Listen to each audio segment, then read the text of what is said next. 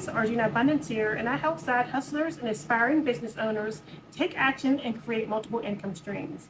And today we are talking about eBay, and eBay has been around since 99, not literally 99, but it's been around for a long time. So it's a tried and true income source if you are willing to put in the work. So let's get into it. Place for selling and reselling. If you haven't heard about it, it's like the second biggest marketplace, I believe, besides Amazon. But then again, very loyal and they're more patient. I sell on multiple marketplaces. I sell on Amazon, I sell on TikTok Shop, I sell on eBay, Etsy, and my own website in Macquarie. So I feel like eBay customers, usually they're very patient. And like, I feel like customers, like, I'm sorry to say, but Etsy and Amazon customers are really impatient. Amazon, you just expect it to be fast. So that's why I send things to the fulfillment center. And then Macquarie is pretty cool, but they're pretty strict on like getting that item out or you'll get penalized. Marketplace for selling and reselling. It's free pretty much to sell on there, but they do take a percentage of your sales. So when you sell something, they're going to take a percentage of whatever it is. Now, the percentage they take depends on the category you're selling in, but the average percent that they're going to take if you make a sale is about 13%. Depends on the category. Another thing I always say is I like putting my items on multiple marketplaces because they are doing the work for me as far as marketing, and these customers would have never found me if it wasn't for their marketplace. Like, my lead sales come from my actual website, because I feel like eBay, Etsy, Amazon, all those big marketplaces they already have the customers. So you're coming in, you're listing an item, you're making money, and it's like I can get it. Like I understand from business owner standpoint that yes, getting me customers, you're putting money into ads, you're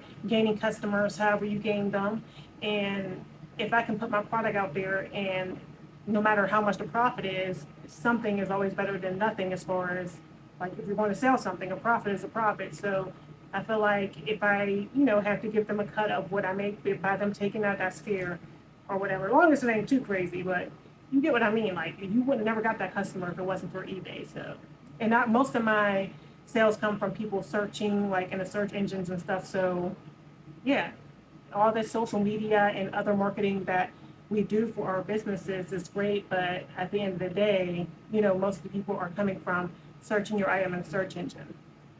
Or, if you're building a community or a community online or whatever, maybe you can influence people to shop your site or whatever, but they're more likely to go to trusted sites like eBay, who's tried and true, will get them a refund and will advocate for them if something goes wrong. So, you know what I mean? That's why people might be a little bit more skeptical shopping from smaller businesses. At least that's what I'm assuming. So these are the items that you'll need to start if you wanted to get into eBay today, these are the items that you would need, give or take. You would definitely need packaging to send an order out. So once you get the sale, you list it on eBay, you put your listing up, you list it, somebody buys it, you're going to need something to ship it out in. Now, this is not something that you have to run and get right now. You can actually purchase most packaging at whatever retailer you're sending it from. So say if you just make your first sale or whatever, you can go straight to the post office and they have packaging there. So it doesn't have to be like something that you're like, let me go and do this. I feel like people procrastinate so much and they don't get started. Like, I'm one of the people who listed a product on, I believe it was Etsy. I was like, I've never been a perfectionist as far as like getting stuff started. I mean, I might not be a finisher, but I will start something up real quick. Product on Etsy, I didn't know. I was like, okay, I got these wooden cones, and I'm like, I'm gonna put them on Etsy or whatever. And I put them on Etsy, and I wasn't even thinking about it. I just listed it because that's the kind of person I am. And if you want to make money on these kind of things, it's like list a few things and see if it sells. If not, what do you have to lose? Because you don't have anything to lose. Now, after you make the sale, the only thing you would need to really like get into it is packaging, and that is very affordable. You can get some on Amazon. Make sure to check out my Amazon storefront, or you can get packaging on eBay. I've bought packaging on eBay too. Just send it out, like bubble mailers, boxes, depending on what you're selling. You're going to need something to ship it out in, and that goes into your cost as well as selling. Like, all you need is to list. You need a computer or a phone to list your item, and then once the item sells, you need to be able to ship it out. So whatever box or whatever you need, or poly mailer, bubble mailer, that's what I usually use to ship an item out.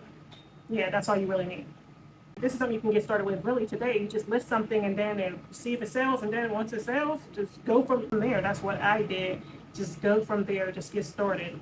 If you really are really wanting to get into this and you wanted to really like make this a business, you want to save money by actually buying a scale. Scales are really affordable. My little pink one I got, still up and running. I think it's only like $15 or something. Like, scales are not expensive, so you can just get a little scale to weigh your item, and then you got your packaging, and then you're good to go.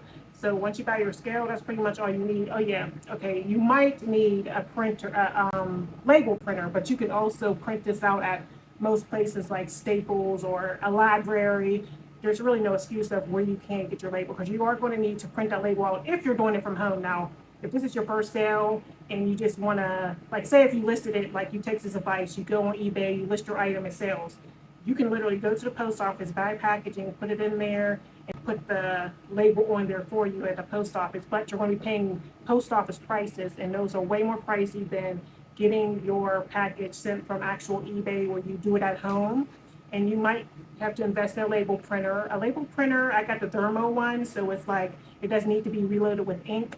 At first, I didn't have one of those, and I was using a regular printer. So if you just have a regular printer, that's great. I do have a regular printer. I don't really use my regular printer that much, except to like inserts I put for my customers. I do print those out. You get your little label printer, scale, packaging, you're good to go. That's all you really need. It's a very low-cost business to start, and it's great. eBay also, like, we'll talk about how to get more sales. I guess we can do that right now. So say if you listed something, make sure you're sending offers, putting your items on sale, and stuff like that. If you're a new user, you also get 250 listings for free when you first eBay account. You get 50 listings free. Per you exceed the 250 listings, you pay 35 cents per insertion fee. So after a while, if you have so many items in your store and you're keeping them up monthly, you're going to want to pay. So it might be worth it to get into the actual eBay's. I know I pay $20 a month for my eBay subscription for my store. It just makes sense financially if I'm going to be paying all those fees, because I have so many items listed. And once you exceed, like, you have selling limits when you first get started, and your selling limit's usually around $1,000 as a new seller. And then as eBay begins to trust you, you're getting feedback and stuff, the better off you'll be. You exceed that selling limit. So say if I posted this for $20 and I posted this for $980, I'm at $1,000. So if I posted this, they're like, oh, you can't post this pin too, because you can't post more than $1,000 worth of inventory. So it goes by like how large your item is priced too. So if you're selling really high priced items, you might be only able to list 1 or 2 items without kind of getting that subscription or upping your seller limits. And you do that with time, when eBay can trust you with making sure you're actually not a scammer, making sure you're getting these customers their orders and stuff like that. So it really is important to like get those orders out and get that feedback so you can build up that eBay listing or auction. So I never did auction. You can do an auction. An auction is when you would list this for like 1 cent, and then the first person that pretty much bids on it, they can get it, or somebody might outbid them for $2, and somebody say, oh no, I want that for $6, and then it's like an auction. It's fun.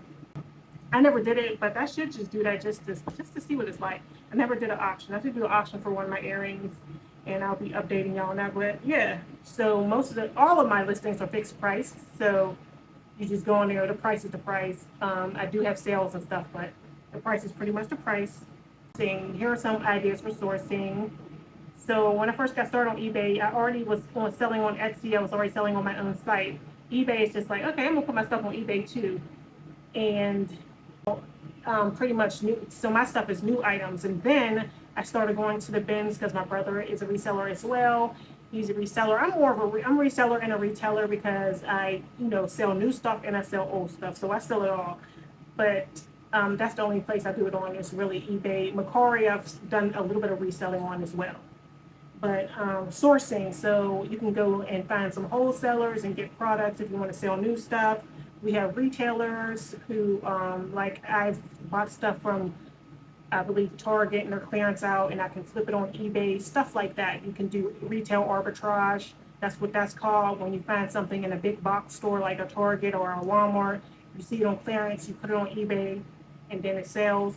Also, you can, like, if you're doing the like used items, if you're selling used items, you can go to the Goodwill, of course, any thrift stores. The Goodwill bins is a place. I've done videos on the Goodwill bins, and I haven't been there in so long. I need to go back, but the Goodwill bins is a place where you go to the Goodwill and they have a lot of donations, and they pretty much put it all into bins, and then the employees bring the bins out. There's a whole bunch of bins, and you just pretty much rumble through stuff, and whatever you find, it goes by weight, and it depends on the category of the item. So a book might be 25 cents per pound or something like something like that. So it goes by weight. Clothes are like usually cheaper. So it depends on the category of the items. It goes by the weight, and then once you weigh your stuff, you pretty much got all that stuff for that price. So if you're doing lightweight items, that's what I was doing when I first started at the bins. I was doing lightweight items, and I was doing small and lightweight because it's easy to ship. But when I first actual thing, I made a mistake and bought something really big. It actually ended up selling on Amazon, because I was like, oh my goodness, this is reselling on Amazon. It was a humidifier or something like that. It was something big. It was really heavy. I was like, that was a bad decision. And so you live and you learn. Like, I'm like one of those.